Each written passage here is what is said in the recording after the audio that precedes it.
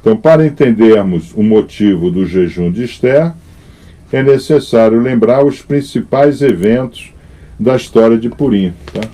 Então, nós vamos ter como W, como Weltanschauung, do estudo, o Ta'anit Esther, né? O jejum de Esther, Fast Esther.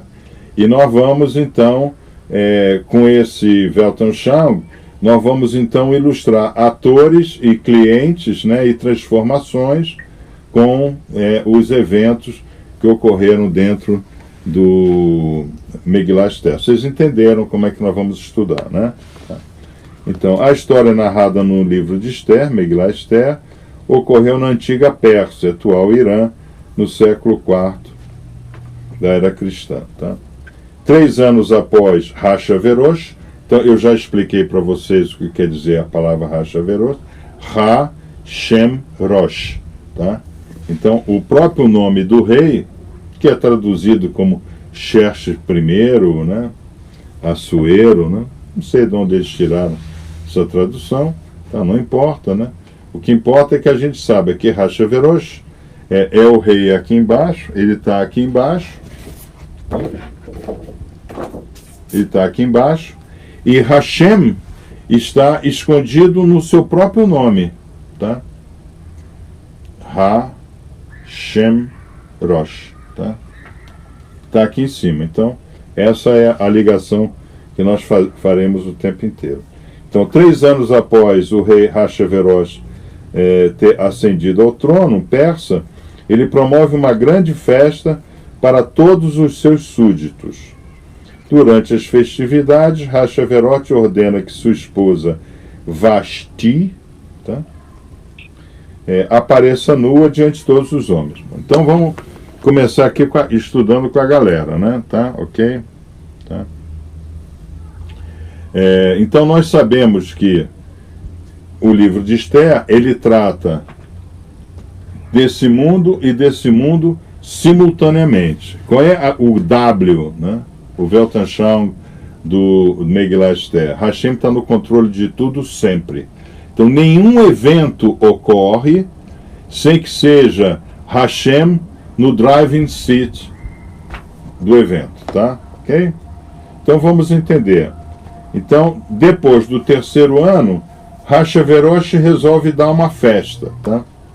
Por que ele resolveu dar essa festa? Vamos lá perguntar ao irmão Anderson. Rosh, por que Hashaverosh resolveu dar a festa? Não sei responder.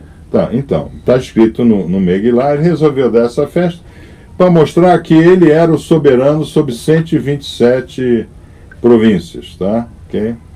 Então, ele resolveu dar essa festa para mostrar. Agora eu faço a pergunta, tá? Por que Hashem permitiu que ele venha dar essa festa? Perguntar ao irmão Vander Prato. Por que Hashem permitiu que ele dê essa festa?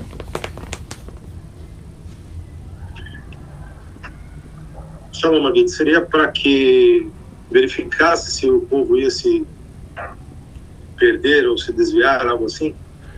Ok. Então, ele queria saber, né, se o povo das 127 colônias, né, viriam, né, aproveitar a festa, né, como o evento mais importante da vida deles. Tá? Ok, Baruch Hashem. Quer dizer, ele não era só o rei do ouro e da prata, ele tinha a melhor mulher da época. Né? Okay? Tipo, ninguém casa com a Gisele Bündchen para deixar dentro do armário, né? Você casa com a Gisele Bündchen para viver em festa, não é isso? Para aparecer na coluna social. Baruch Hashem por isso. Né? Mas o que acontece? Por que ela não desfila? Por que ela não desfila? Porque aqui diz, né?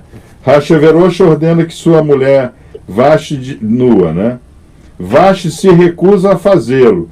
E a conselho de um dos seus assessores, Hashaverosh ordena que ela seja executada.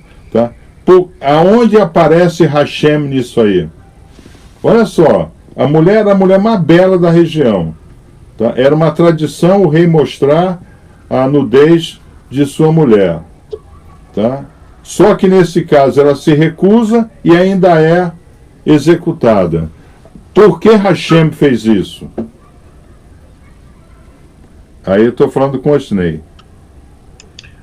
Rabi, seria que ela estava recebendo as outras mulheres e se colocando como uma anfitriã que tem influência com o rei, então ela não quis, né? Ela recusou-se a atendê-lo, e Hashem executa todo esse plano para que a dele fosse manifestada através de Esther e Mordecai. Ok. Então o irmão, ele deu uma... ela resolve não desfilar porque ela pegou lepra. Ela ficou leprosa, ela ficou cheia de manchas na pele. Tá? Então ela ficou envergonhada do corpo que ela tinha. Tá? Aí Hashverosh resolve aceitar o conselho de um consultor. Por que a Torá coloca dessa forma, né? O conselho de um de seus assessores? Tá? O que significa isso, irmã Thaís? Quem é que é esse aconselhador?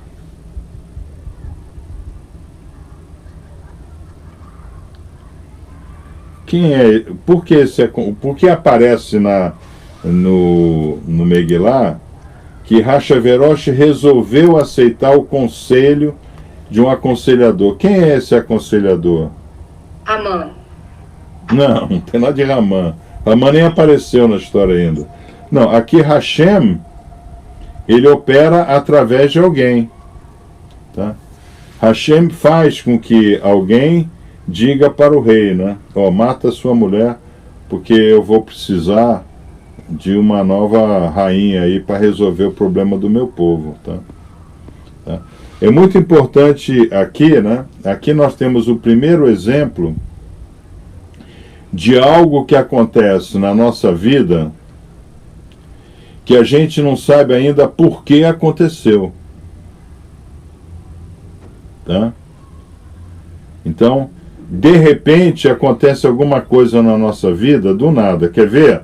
Então eu vou dar um exemplo para vocês. Um rabino que eu conheço, tá? Ele estava em Israel. Ele tinha uma reunião em Manhattan, que ele é do mercado financeiro, tá? Porque isso é uma coisa que vocês têm que entender. O verdadeiro rabino, ele tem profissão, tá? Rabino não vive igual pastor picareta e padre picareta, tá? De vender falsa promessa. Todo rabino tem profissão, tá? Agora, ele é tão profissional que ele se dedica ao sagrado, tá? Okay? Então, ele é do mercado financeiro, era rabino. Foi, inclusive, meu mestre, tá? Ele tinha uma reunião em Manhattan, tá? Aí lá ele foi para Manhattan. Foi para o aeroporto de Tel Aviv, na El Al, né? Tá? Quando chegou lá, ele perdeu o voo, ele ficou puto pra cacete, falou um monte, tá? Até disse que ia processar a empresa, que a empresa, o aparelho acabou decolando um pouco antes, alguma coisa assim, tá? Só essa reunião dele era no dia 11 de setembro de 2001, no horário das torres e nas torres. Então Hashem, né, ele só foi entender aquilo depois que a CNN divulgou. Tá? Porque ele voltou para o escritório dele para dar desculpa que, que havia perdido o voo, que só iria no dia seguinte, etc, etc, etc. Então, às vezes Hashem, ele coloca atitudes, né, na nossa vida que a gente não consegue entender na hora. Tá? Então, na hora, Hashverosh, né, não entendeu exatamente o que aconteceria. Pô, minha mulher agora era linda, agora está com sarna, está toda manchada, pô. Tá? Aí chega um cara, mata ela. Tá? Olha só, ele vai e manda matar a mulher. Ele não sabe por que ele está fazendo isso, mas ele está fazendo aquilo. Então, agora eu faço a pergunta. Quantos irmãos já tomaram alguma atitude meio assim sem saber por que estava tomando e só foi ter conhecimento daquele resultado extremamente positivo 1 semana, 2 semanas ou 3 semanas à frente. Né? Okay? Isso é...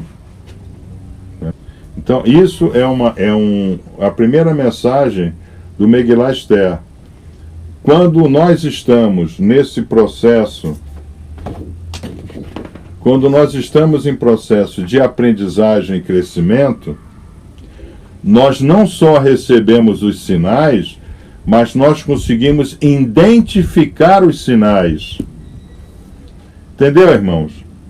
Então agora fazer a pergunta aí para o irmão Capelão. O irmão Capelão perdeu o certificado de mestre dele. Pô, tá difícil essa maestria, hein?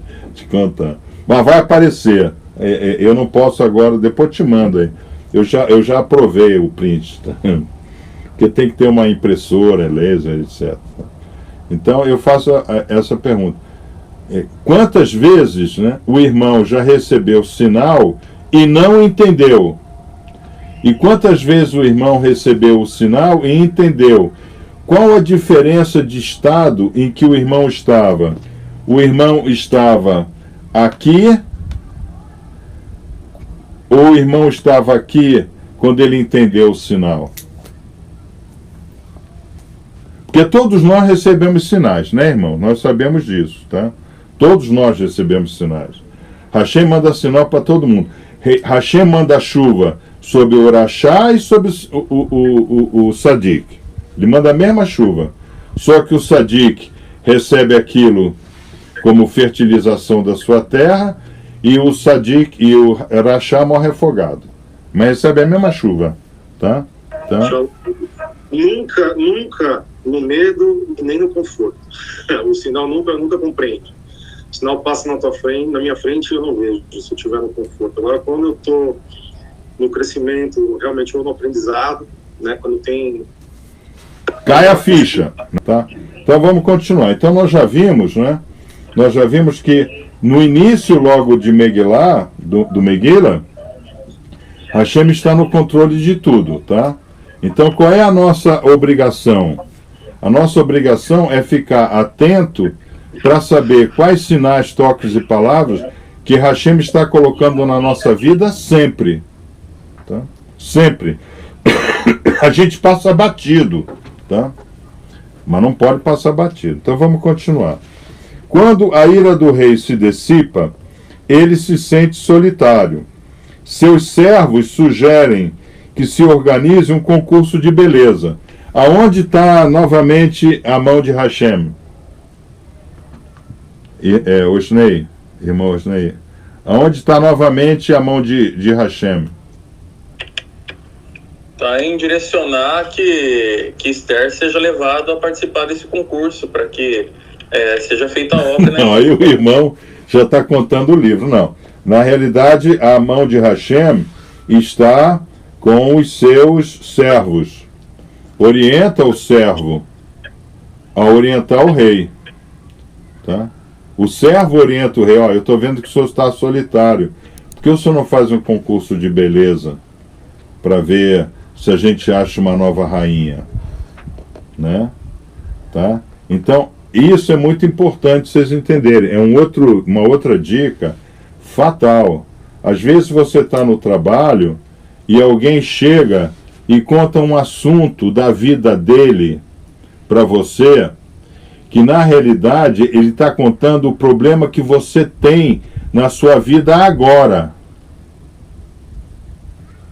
Hã? Hein, irmão Anderson? Já ocorreu isso? Dezenas de vezes, Rabi. Dezenas de vezes. Vocês entenderam? O que nós estamos aprendendo logo no início do estudo? Hashem, ele não opera direto em mim. Hashem, ele não opera direto em mim. Como é que começa a Torá? Bereshit bara Elokim vetashamayim veet haaretz, tá?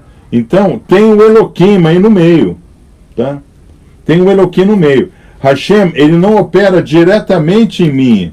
Hashem, ele opera no sistema, tá? Então, eu sou esse aqui, mas ele manda a mensagem nesse aqui, ó. Por isso que a gente fala o tempo inteiro. Hashem me visita no próximo. Vesherhanti Betohem. Sherhanti, de Sherem, de vizinho, de próximo. Sheriná, a sua presença. Então a presença de Hashem, para mim, me faz presente no próximo. Entenderam? Isso é uma super mensagem em Megillat Esther, tá? Porque como é que eu sou? Eu sou isso aqui, ó. Eu sou egão puro, né? Eu sou um puta ego, né? Quem sabe sou eu, sabe? Então agora piorou mais ainda com esse negócio de Google, né? Tá? E eu sou testemunha disso comigo mesmo, né? A médica dá lá a receita. Qual é a primeira coisa que eu faço? Eu vou no Google para saber se o que ela me recomendou é verdadeiro. Ou não é? Quem é que não faz isso? Tá? É? Ou então, é pior ainda. Você está com uma dor de cabeça, uma tosse. Aí você vai lá no Google. O que é bom para dor de cabeça e tosse? Tá? Você nem mais vai no médico, né? Porque você já está totalmente egocêntrico, tá? Então, agora fazer a pergunta para a nossa galera e para a aqui do nosso chat. Qual a grande virtude de Hashverosh? Vamos lá, podem responder aí. Qual a grande virtude de Hashverosh, irmã Thaís?